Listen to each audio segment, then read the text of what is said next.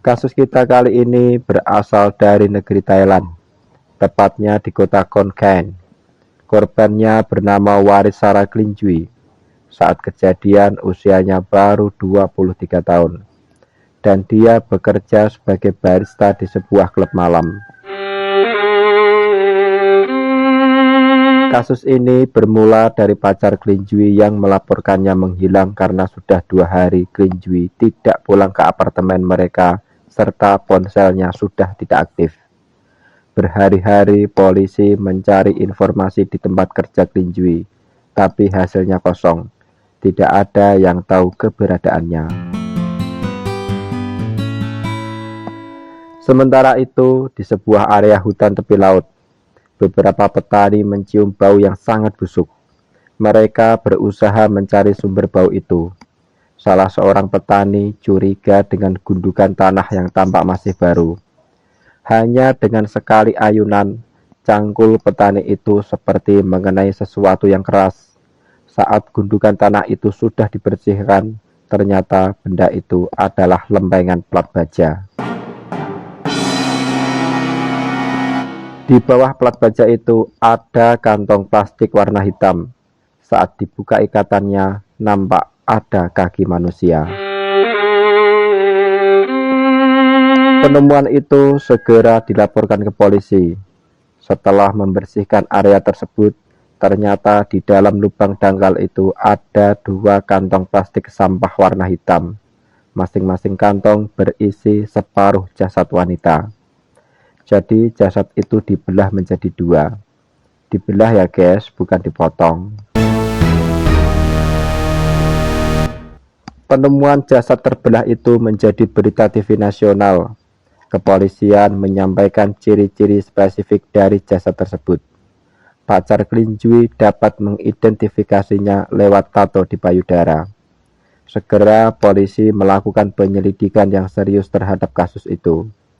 Hasilnya penyidik menemukan rekaman CCTV yang memperlihatkan di malam Klinjui menghilang, dia terpantau masuk ke dalam mobil van dengan 3 orang wanita. Sedangkan pengemudinya adalah seorang pria.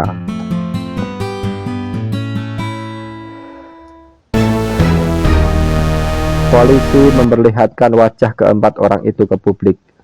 Ternyata tidak sulit untuk mengenali mereka, karena ketiga gadis cantik itu lumayan dikenal masyarakat di kota Khon Kaen, terutama di kalangan member klub malam. Ketiga gadis manis itu masing-masing bernama Nong Wang Chai, Kawita Racada, dan Sataya Bendit. Sedangkan pria yang mengemudikan mobil van itu bernama Wasin Namron.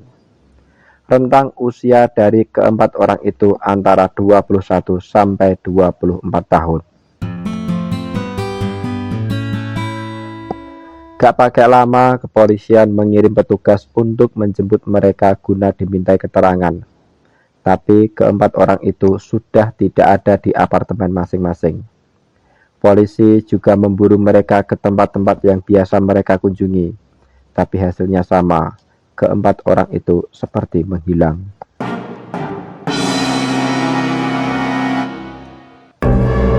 Guna memperluas jangkauan, polisi menetapkan mereka sebagai calon tersangka dengan status DPO, dan informasi itu disebar ke publik.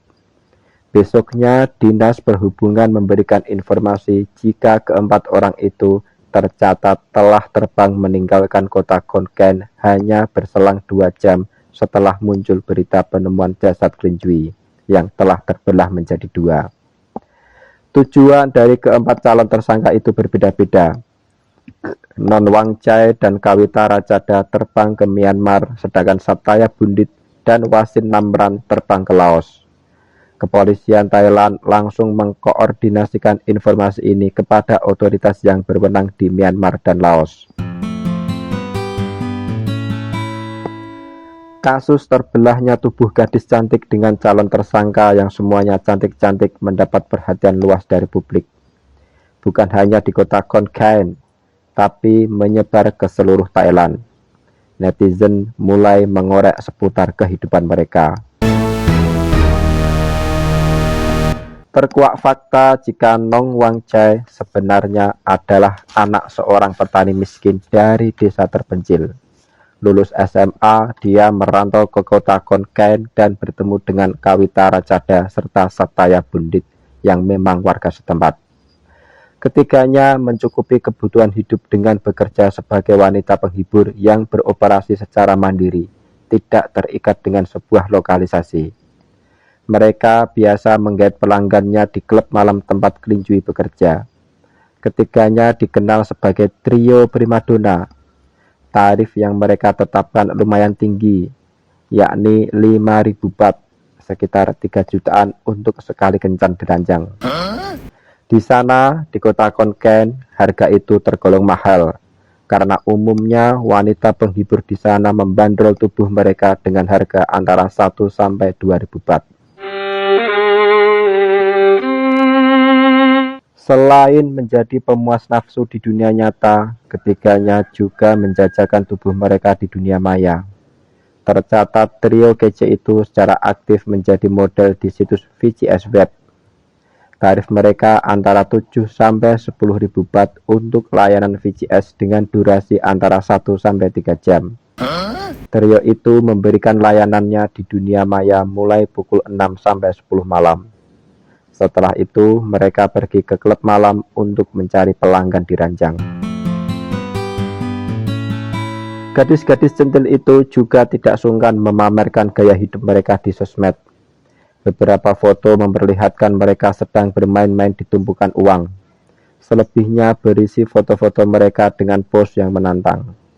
Ada banyak sekali foto dengan pose tak senonoh dan sangat-sangat menantang.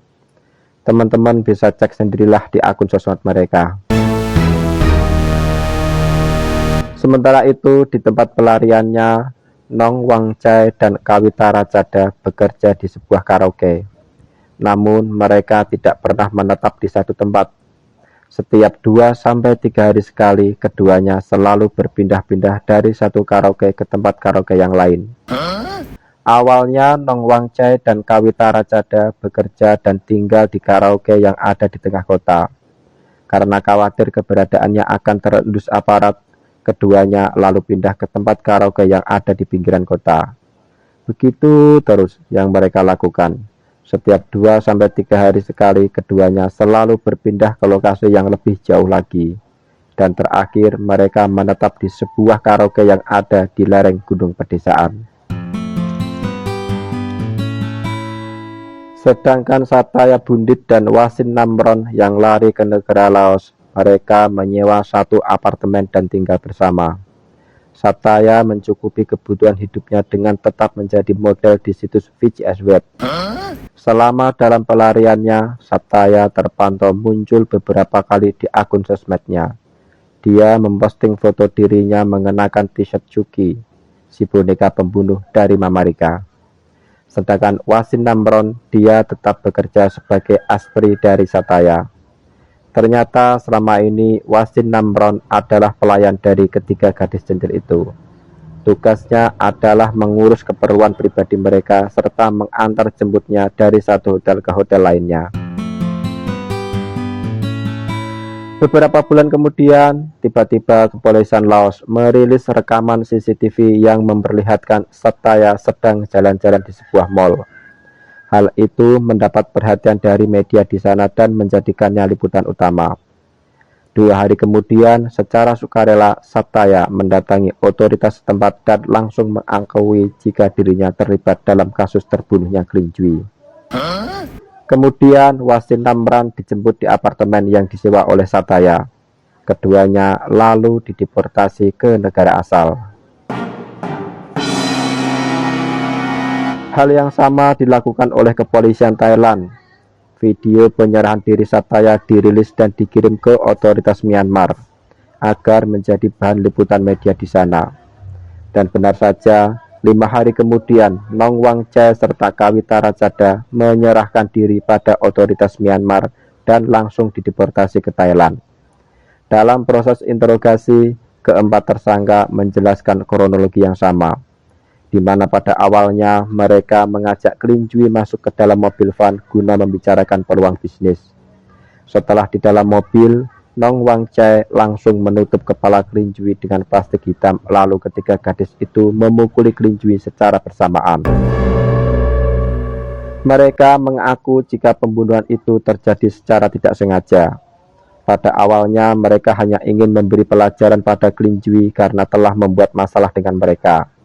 Namun dalam penyekapan itu Klinjui sempat teriak, "Jika aku terbebas, kalian semua akan kuhabisi." Mendengar itu, Nong Wang Chai langsung mendorong tubuh Klinjui ke lantai mobil lalu menindihnya. Kemudian Nong Wang Chai mencekik Klinjui sekuat tenaga. Sempat ada perlawanan dari Klinjui, namun Kawita dan Sataya dengan sigap memegangi kedua tangan Klinjui. Penyekikan itu baru berhenti setelah Klinjui terlihat melemas. Tangan dan kakinya sudah tidak bergerak. Setelah dicek, ternyata Klinjui sudah meninggal dunia.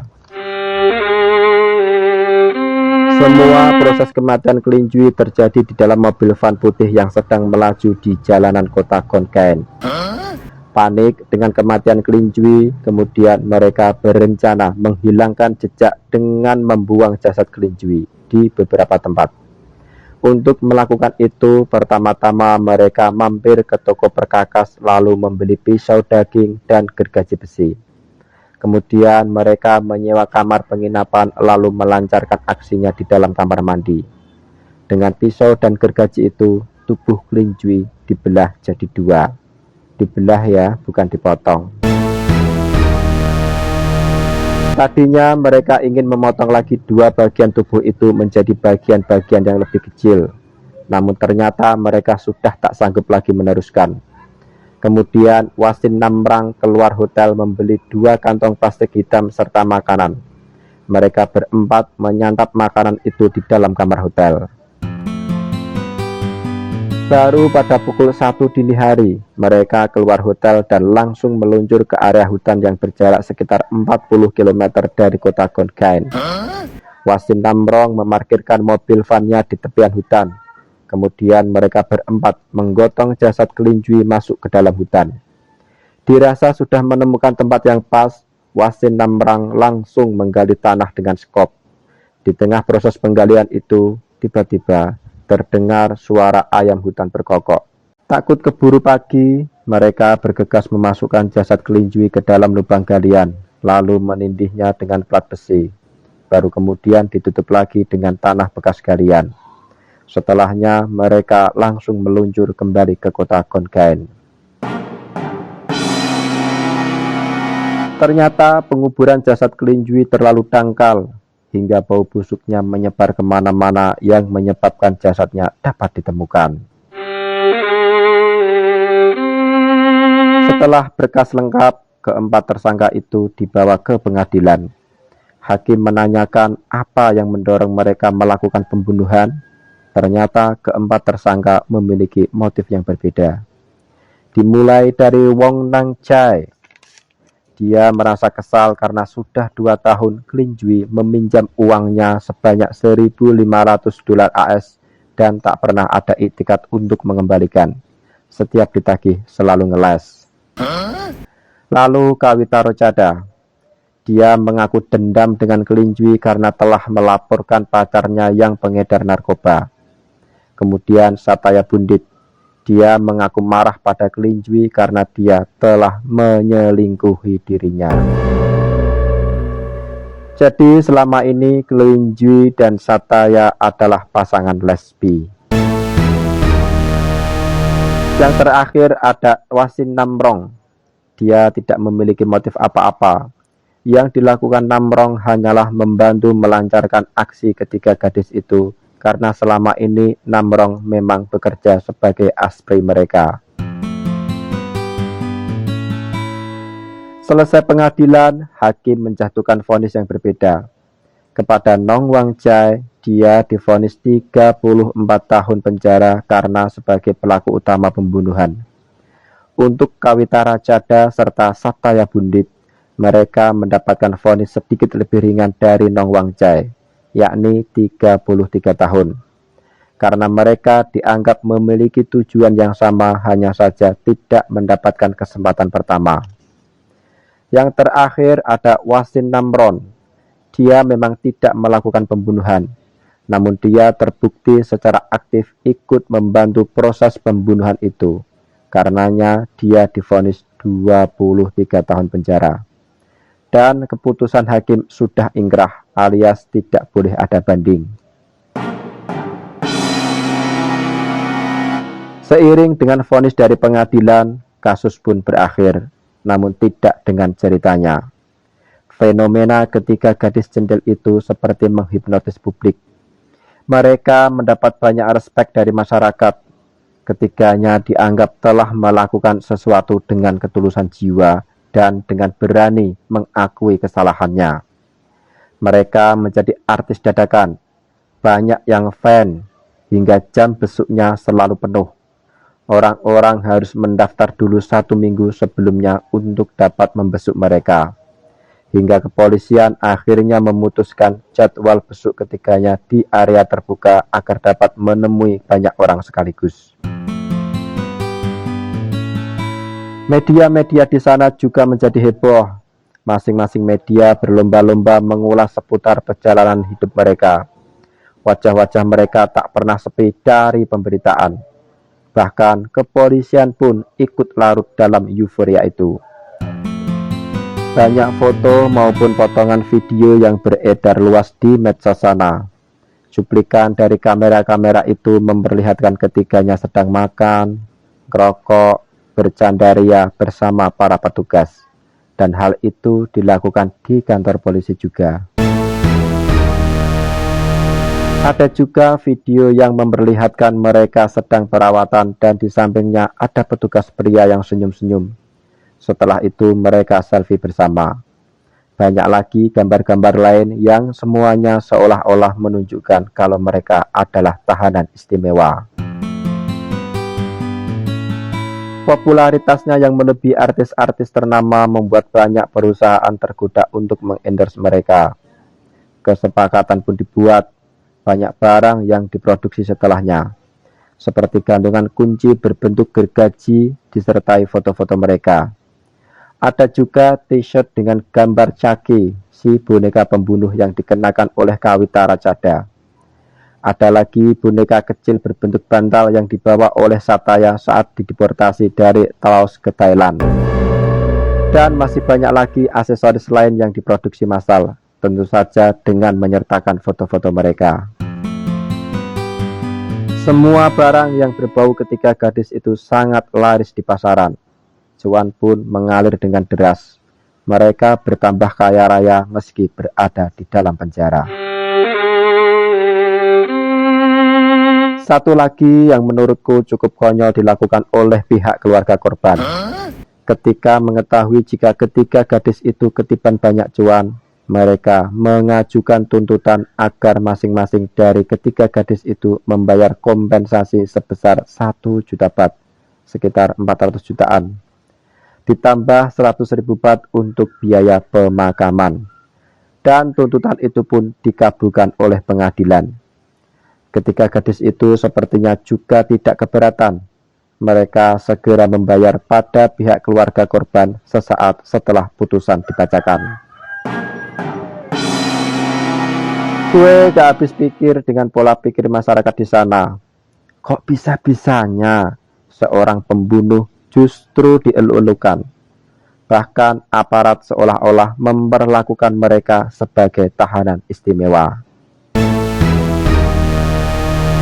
Apa mereka punya ilmu klinik ya, yang bisa menghipnotis banyak orang? Atau jangan-jangan saat mereka masih menekuni dunia perselangkangan, banyak kliennya yang berasal dari kalangan elit. Khawatir aibnya terbongkar mendorong kelompok elit itu untuk melakukan berbagai cara agar ketiganya menjadi tahanan istimewa. Tapi ya entahlah ya. Pokoknya respon masyarakat sana terhadap sekelompok orang yang telah terbukti melakukan pembunuhan membuat orang kampungan seperti saya menjadi terheran-heran. Sekian dululah ceritanya. Sampai jumpa lagi di kisah nyata berikutnya yang berasal dari berbagai belahan-belahan yang lain.